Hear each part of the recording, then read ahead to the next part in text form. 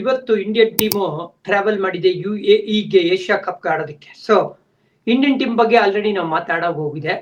ಇಂಡಿಯಾಗೆ ಕಾಟ ಕೊಡುವಂತ ಅಪೋನೆಂಟ್ಸ್ ಯಾರಿರ್ಬೋದು? ಹೌದು, ನಮ್ ಗ್ರೂಪ್ ಅಲ್ಲಿ ಪಾಕಿಸ್ತಾನ, ಒಮಾನ್, UAE 3 ಟೀಮ್ ಇದೆ ಅಂತ ಹೇಳಿದ್ರೆ, ಬಟ್ ಈ ಟೂರ್ನಮೆಂಟ್ ನ ನೀವು ಫಾರ್ಮ್ಯಾಟ್ ಅಬ್ಸರ್ವ್ ಮಾಡಿದ್ರೆ ಸೂಪರ್ ಫೋರ್ಸ್ ಅಂತ ಇನ್ನೊಂದು ಸ್ಟೇಜ್ ಬರುತ್ತೆ. ಅಂದ್ರೆ ಇನಿಷಿಯಲ್ ಗ್ರೂಪ್ ಸ್ಟೇಜ್ ಆದ್ಮೇಲೆ super 4 stage.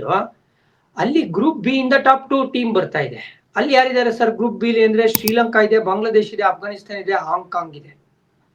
So Afghanistan, Bangladesh, ಶ್ರೀಲಂಕಾಗೆ ಇದು ಒಂಥರ ನೀವು ಗ್ರೂಪ್ ಆಫ್ ಡೆತ್ ಅಂತಾನೆ ಮಾತಾಡ್ಬೇಕು. ಯಾಕಂದ್ರೆ 3ರಲ್ಲಿ 2 ಟೀಮ್ ಕ್ವಾಲಿಫೈ ಆಗಕ್ಕಾಗದು. ಬಟ್ ಈ 3 ಟೀಮ್ ಅಲ್ಲಿ ಯಾರು ಕಾಣ್ತಾ ಇದಾರೆ ಸ್ಟ್ರಾಂಗೆಸ್ಟ್ ಅಂತ ಹೇಳಿದ್ರೆ ನನ್ನ ಪ್ರಕಾರ ಅಫ್ಘಾನಿಸ್ತಾನ್ ಅಂತ ಅನ್ಸ್ತಾ ಇದೆ. ಯಾಕೆ ಗೊತ್ತಾ?